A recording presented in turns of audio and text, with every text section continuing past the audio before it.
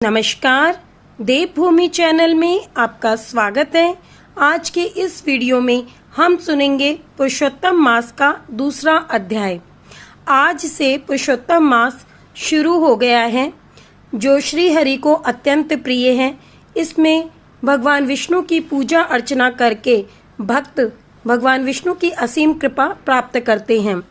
मैं आपको पहले बता चुकी हूँ कि अधिक मास की कथा क्या है, क्या उसका पूजा विधान है, किस प्रकार से पूजा करनी चाहिए, क्या पूजा सामग्री लेनी चाहिए, 33 वस्तुओं के दान का क्या महत्व है इत्यादि। अब हम अध्याय के बारे में बात करेंगे। तो अब हम दूसरा अध्याय सुनेंगे पुरुषोत्तम मास का। इस बार सावन 2 है, तो भगवान शंकर की कृपा भी अधिक मास में बनी रहेगी। भगवान विष्णु के साथ साथ आप भगवान शंकर की पूजा अर्चना करके उनका भी आशीर्वाद प्राप्त कर सकते हैं। आइए अध्याय आरंभ करते हैं।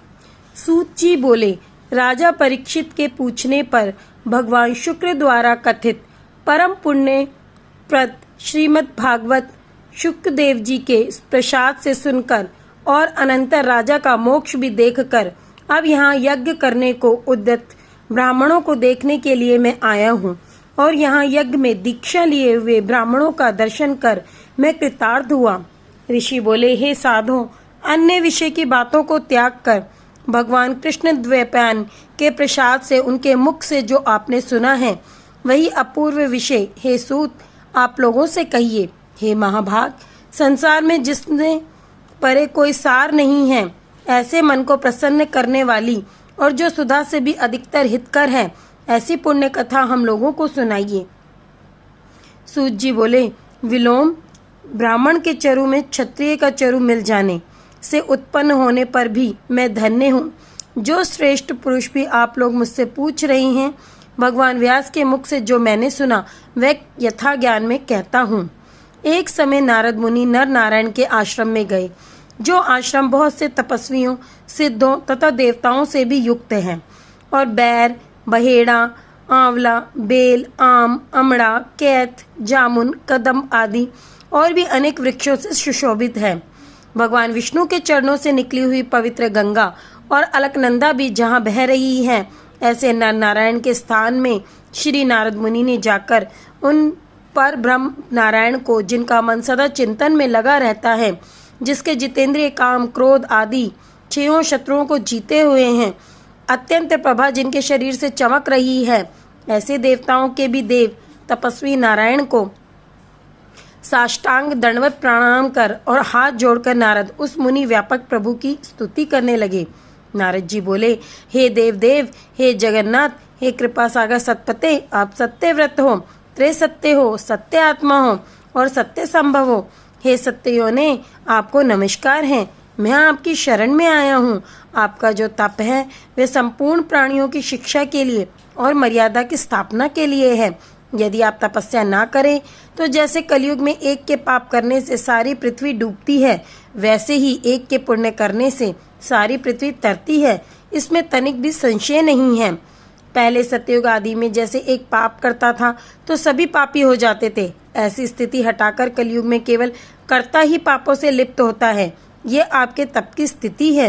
हे भगवान, कली में जितने प्राणी हैं सब विषयों में आसक्त हैं। स्त्री, पुत्र, गृह में लगा है चित्त जिनका, ऐसे प्राणियों का हित करने वाला जो हो और मेरा भी थोड़ा कल्याण हो, ऐसा विषय विचार कर केवल आप ही कहने के योग्य हैं। वही आपके मुख से सुनने की इच्छा में मैं ब्रह्मलोक से यहाँ आया हूँ। आप ही उपकार प्रिय विष्णु हैं, ऐसा वेदों में निश्चित है। इसलिए लोक उपकार के लिए कथा का सार इस समय आप सुनाइए, जिसके श्रवण मात्र से निर्भय मोक्ष पद को प्राप्त करते हैं। इस प्रकार नारद जी का वचन सुन भगवान ऋषि आनंद से खिलखिला उठे और भुवन को पवित्र करने वाली पुण्य कथा आरंभ की। श्री नारायण बोले, हे नारद, गोपों की स्त्रियों के मुख कमल के भ्रमर, रास के ईश्वर, रसिकों के आभरण, वृंदावन बिहारी, ब्रिज के पति आदि पुरुष भगवान की पुण्य कथा को कहता हूँ, जो निमेष मात्र समय में जगत को उत्पन्न करने वाले हैं।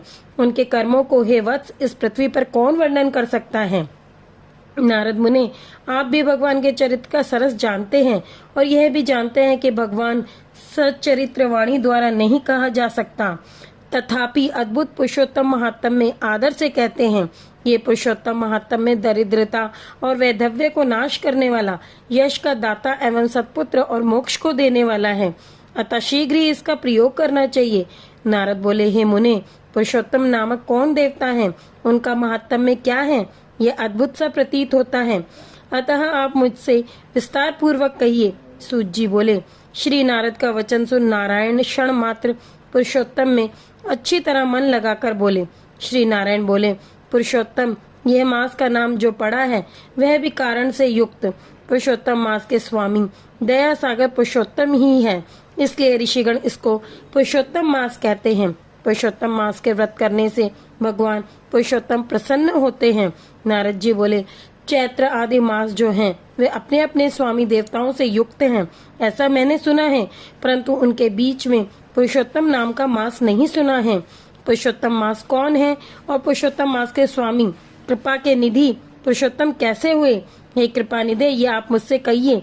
इस मास का स्वरूप विधान सहित है प्रभु, कहिए हे सतपते, इस मास में क्या करना है, कैसे स्नान करना है, क्या दान करना है, इस मास का जप करना, पूजा करना, उपवास करना,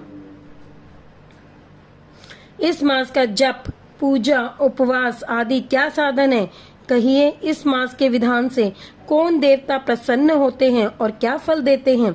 इसके अतिरिक्त और जो कुछ भी तथ्य हो वह है तपोधन, कहिए साधु दीनों के ऊपर कृपा करने वाले होते हैं, वे बिना पूछे कृपा करके सदोपदेश दिया करते हैं। इस पृथ्वी पर जो मनुष्य दूसरों के भाग्य के अनुवर्ती, दरिद्रता से पीड़ित, नित्य रोगी रहने वाले, पुत्र चाहने वाले, जड़ गूंगे, ऊपर से अपने को बड़े धार्मिक दिखाने वाले, विद्या विहीन, मलिन वस्त्रों को धारण करने वाले, नास्तिक, पर स्त्रीगामी, नीच, जर्जर, दास वृत्ति करने वाले, आशा जिनकी नष्ट हो गई है, संकल्प जिनके भग्न हो गए हैं, तत्व जिनके क्षीण हो गए हैं, कुरूपी, रोगी, कुष्ठी, टेढ़े मेढ़े अंक वाले, अंधे, इष्ट वियोग, मित्र वियोग, स्त्री वियोग, आप्त पुरुष वियोग, माता पिता विहीन, शोक सुख दुख आदि से सूख गए हैं, अंग जिनके अपनी इष्ट वस्तु से रहित उत्पन्न हुआ करते हैं, किस अनुष्ठान के करने और सुनने से पुनः उत्पन्न ना हो, हे प्रभु ऐसा प्रयोग हमको सुनाइए। वैधव्य, वंदे दोष, अंगहीनता, दृष्ट व्याधियां, रक्तपित्त आदि, मृगी, राज्य यक्षाद्र जो दोष है, इन दोषों से दुखित मनुष्यों को देखकर हे जगन्नाथ मैं दुखी हूँ, अतः मेरे ऊपर दया करके हे ब्राह्मण मेरे मन को प्रसन्न करने वाले विषय को विस्तार से कहिए। हे प्रभु आप सर्वज्ञ हैं, समस्त तत्वों के आयतन हैं। सूत जी बोले, इस प्रकार नारद के परोपकारी मधुर वचनों को सुनकर देव नारायण चंद्रमा की तरह शांत महामुनि नारद से नए मेघ के समान गंभीर वचन बोले। यहाँ पर पुरुषोत्तम मास के महात्म्य का द्वितीय अध्याय समाप्त होता है। कल हम पुरुषोत्तम मास के महात्म्य का तृतीय अध्याय सुनेंगे। वीडियो पसंद आने पर लाइक और शेयर करना ना भूलें। चैनल से जुड़े रहें। सावन महात्म्य और पुरुषोत्तम महात्म्य रोज आपको सुनने को चैनल पे मिलता रहेगा। ओम नमः शिवाय। ओम नमो भगवते वासुदेवाय नमः।